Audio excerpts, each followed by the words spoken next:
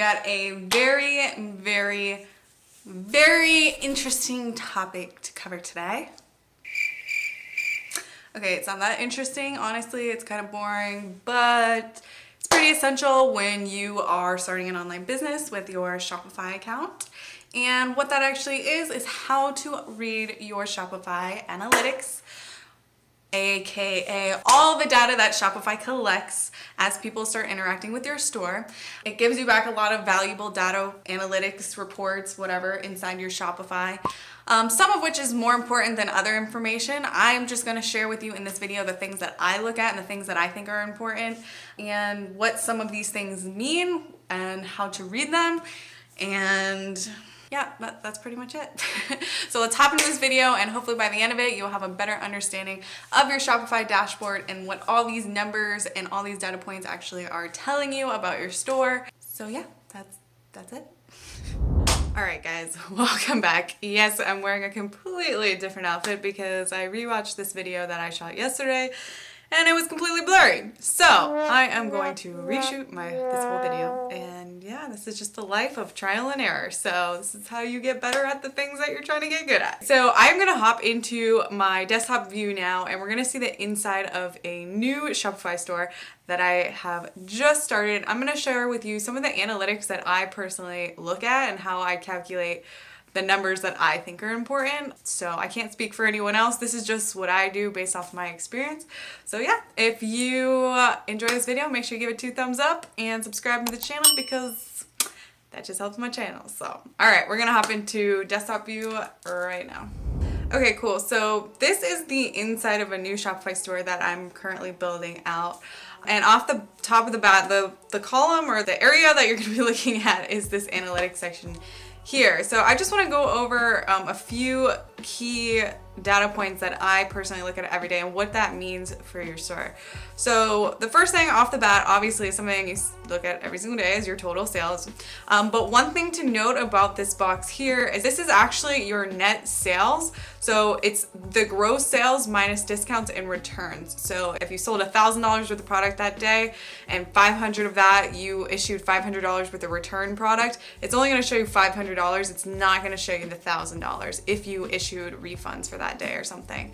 Also discounts. So if you're running sales, if you're giving 10% off, 20% off, whatever, and the product was $50, they had $10 off, it's going to show $40 there in that sale. It's not going to show the $50. But another thing to note about that column is that it's including your taxes and shipping labels. So if you're giving free shipping, obviously that's not going to show in that column, but if they're paying for shipping and say the product was $50 and shipping was $3, it's going to show the $53 there, as well as taxes if you are collecting taxes for your state. So that's just something to note because that's actually not your money at the end of the day. That is money that you're going to either be spending buying the labels or the taxes that you're going to remit to your state. So the next thing that I look at is an online store session. So a session, if you think about it similarly to when you walk into a store, every time you walk in and then leave the store, that is a session, whether you bought something or not, right? So say you went into the store, you picked some stuff up, you added them into your shopping bag, and then you didn't buy anything, you put everything back and you left, that was a session. If you came back to that store 30 minutes later after you ate lunch, that would count as a new store session. So technically, one person could have 5 sessions in one day on your store. But the important thing to know with your store sessions, your sessions in comparison to your actual conversions that you're getting, which will bring us to this column down here, which is an online store conversion rate. And I don't want you to think of a conversion as just a sale, because a conversion in the marketing world can mean a number of different things. It's whatever the goal is that you're trying to get the person to do. So if the goal was you're trying to acquire leads for real estate and you wanted to get their name and their phone number, that is a conversion, right? It's whatever action you want someone to take on your store. And so that's why you are going to see these 2 data points down here, which is added to cart and reach checkout, because technically those are conversions. Those are goal oriented activities that we want all of our customers to be doing when they're on our website.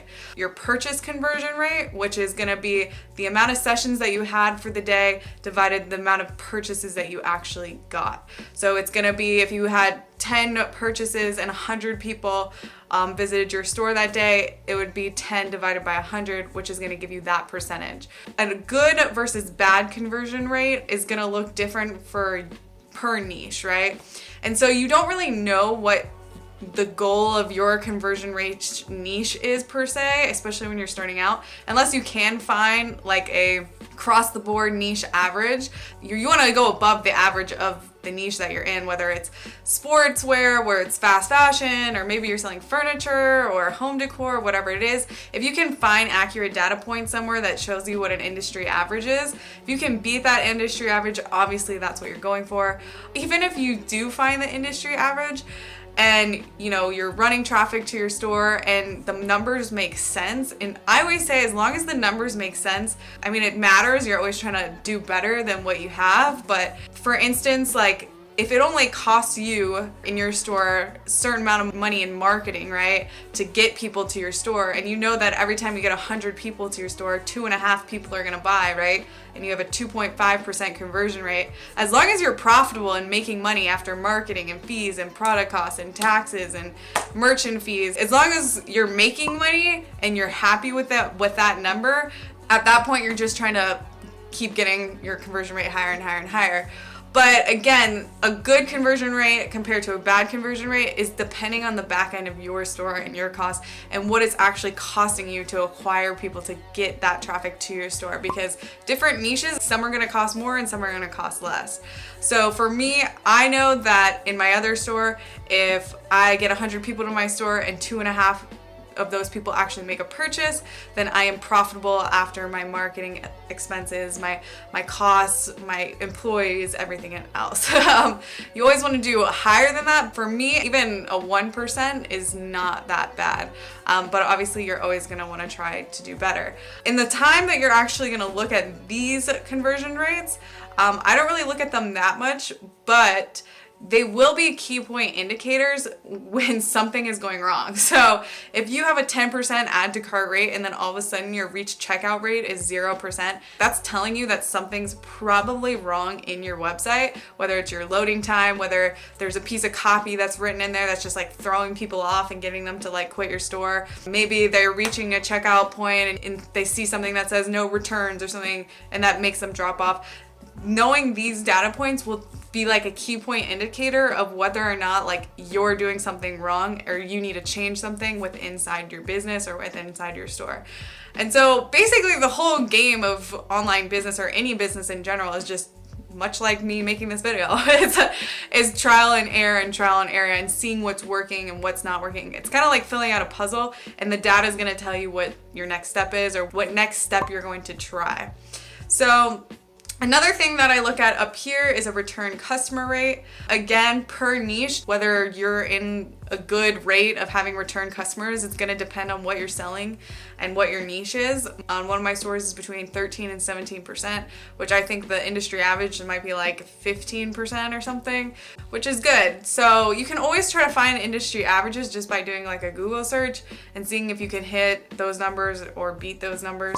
Like, you want to look at those data points, the return customer rate, over a period of time as well. So as you start doing marketing and trying to get new ways of people getting traffic and influencers or whatever you're doing to get people to your store, you're always trying to increase that number, and you can do that in a number of different ways through email marketing.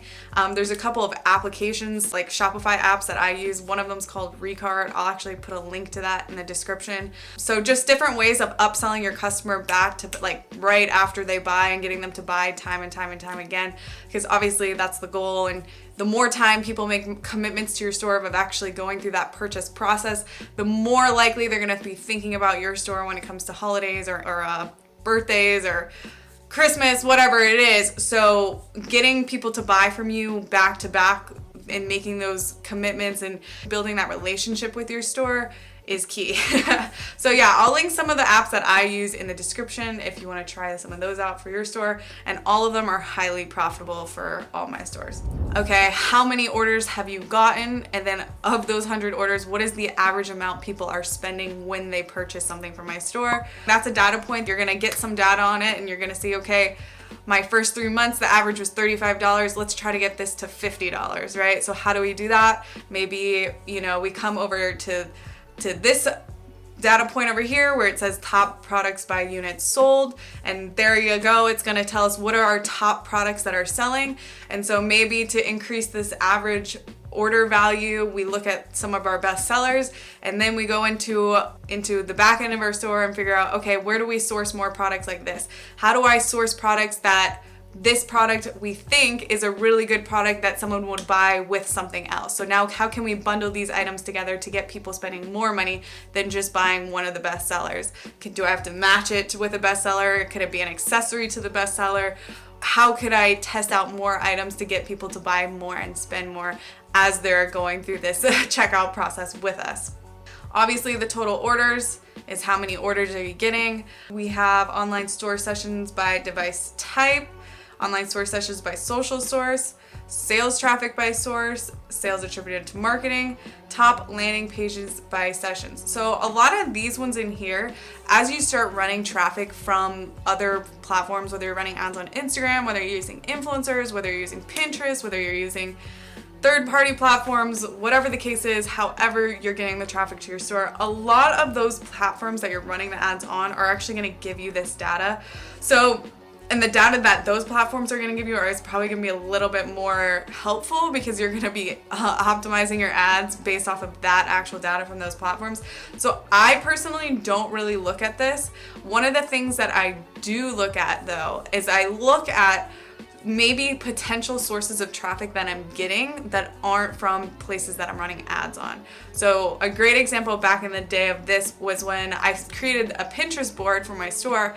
I never ran Pinterest ads, but I was getting crazy traffic from Pinterest organically. So that was an interesting data point to see within here, like a traffic source, and then if those actually Pinterest organic traffics were converting, then that was a great key point indicator for me personally, for somebody that was doing Pinterest, just like posting on Pinterest, but not actually trying to utilize that traffic and spend money with Pinterest to run some Pinterest ads. If you're getting organic traffic from anywhere, right? If we all could just run our businesses off organic traffic, then we would all be like millionaires, but obviously that's not the case. But if you can tap into some organic sources, or you see that you're actually getting some traffic from some places where you're not running ads or you're not spending money, then maybe that could be a really good key point indicator that maybe you should, or maybe you do more with that source of traffic to get more, lower clicks, cheaper clicks per se.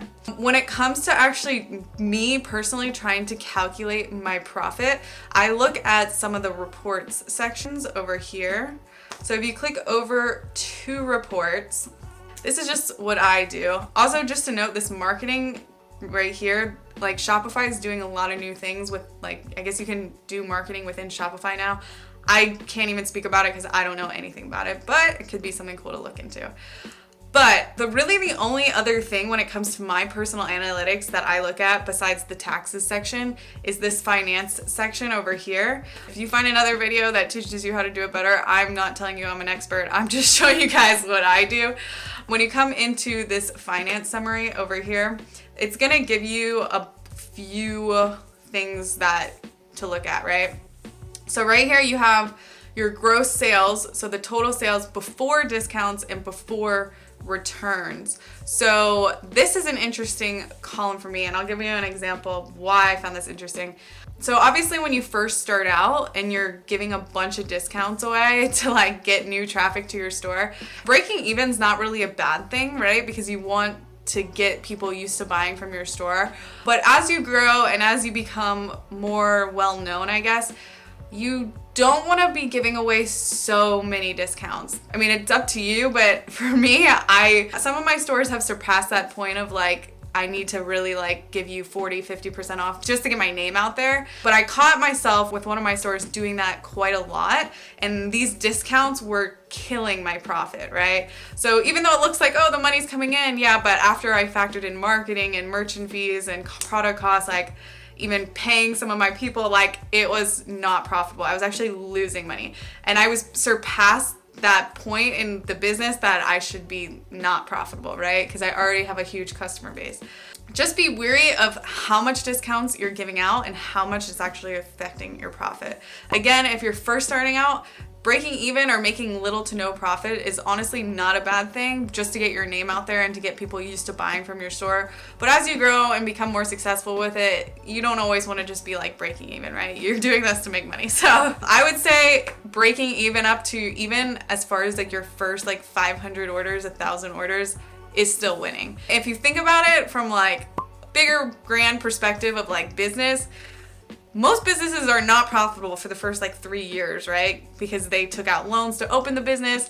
They had to do a build out with a physical store. They have to pay for their employees. They have to pay all these external costs that luckily with online business, we don't have to do.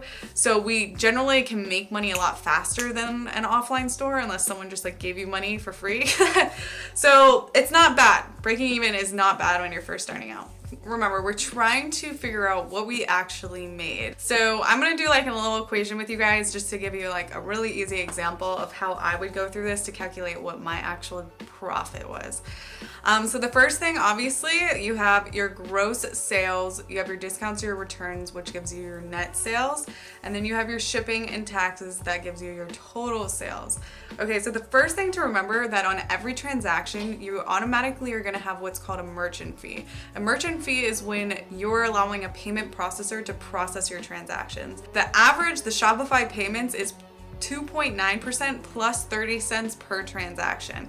And pretty much you can base it off that because most all PayPal, Stripe, all of them are pretty much the same, if not exactly the same, but very close, pretty much like a little bit over 3%. Well, 3% depending on how much they spend.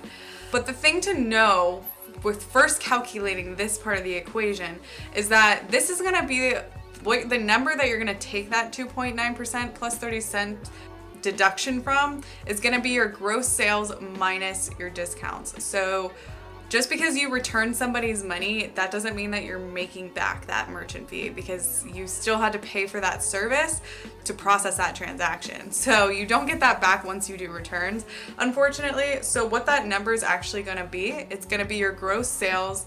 To find that number, it's going to be your gross sales minus your discounts plus your shipping and taxes. So that number is going to give you what you're supposed to take that 2.9% off of, 2.9% off of. So I just made like a really easy equation right here. So if your gross sales for the day was $1,000, you discounted $100, you gave $100 away in discount, right? So if someone didn't pay for that $100, that would technically give you a net of $900 for the day. And say that you also collected $50 for shipping and $10 for taxes, that would give you $960. That money that you collected that you processed through a payment processor.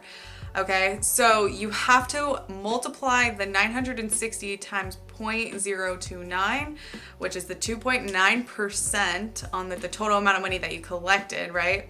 Which is $27.84. But then you have to account for that 30 cents per transaction. So say out of this $960, there was 10 transactions that took place. Obviously you can find how many transactions or how many orders you got for the day in that first analytics section that it showed you. So if it was 10 transactions, you would times that by 30 cents. And that gives you $3. $3 plus $27.84 is obviously $30.84. So that's just the first part of the equation of figuring out that fee right off the bat. It's gone from your profit. Now coming back over here, what you're going to look at next is the net sales over here. So remember, the net sales was the gross sales minus the discounts and the returns, which is the net. The shipping and the taxes is not money that you keep technically, so we don't look at that, right? Remember, we're trying to figure out how much money you're actually gonna make. So we're gonna look at this net sales here. And now an important little part to look at is the net sales were without cost recorded and the net sales with cost recorded. And what this is saying is how many sales did you get with product costs that you input. And what I'm talking about is that when you're creating products within your store and you're editing your products and you're putting in your descriptions, As you can see over here, when you upload all these different SKUs of products, right, you can put in the cost per item. So to accurately get this data, I would try to put your cost in everywhere that you can. Like if you don't exactly know the cost, because sometimes it changes, put the worst case scenario in here. So then it can show you what your margins are and what your profit is. But more so when you go back to your analytics and you look at your reports, you can see how much your product cost was and how much you're making. And then you can get a really accurate depiction of what your product cost percentage is. And then that will also give you a more accurate depiction of what your profit margin is after all expenses. What you're shooting for is you want your net sales row and your net sales with cost per recorded row to be the exact same number. Basically, it's saying your net sales with cost recorded. So people are buying products that you input what that cost was. If there's money in this row right here, that means that whatever product, and you'll actually be able to see what product was bought that you didn't put the cost on the product. Obviously, the buyer can't see the cost. That's your own private information. So yeah, so after that, you want to see what your cost of goods sold is, and then that's gonna auto-generate your gross profit. So how much you sold and how much you sold, what that cost was, is gonna give you that gross profit here. That gross profit, say out of the $1,000 of product that you sold, maybe the cost of goods sold was $400. What you're gonna do now is you're gonna take your net sales over here. You're gonna take your net sales minus your merchant fees, minus your cost of goods sold, minus your marketing. So however much money you're spending in marketing for the day, depending on how much you're spending, how much you spent in Facebook ads, how much you spent in Instagram ads. And then also if you separately wanna build into that cost of your product, the packaging cost. So if your packaging maybe for the mailer was 20 cents, maybe you put in some marketing materials, that was another 20 cents. You're gonna wanna build that into your cost of goods sold. So when you're actually inputting the cost of the product on a product listing, it includes that individual packaging cost. You wanna just shoot for worst case scenarios so that you can always try to beat it or try to change your prices or do something differently to always make those numbers better, to just get the most accurate depiction of like what your actual margin is. But overall, that's basically what I do, and that's what I look at on a regular basis. Again, there may be better ways to do it, but this is honestly just how I'm doing it, not an expert. So, but yeah, if you guys enjoyed this video, make sure that you do like and subscribe. And yeah, I'll see you guys in the next video. Thanks, guys.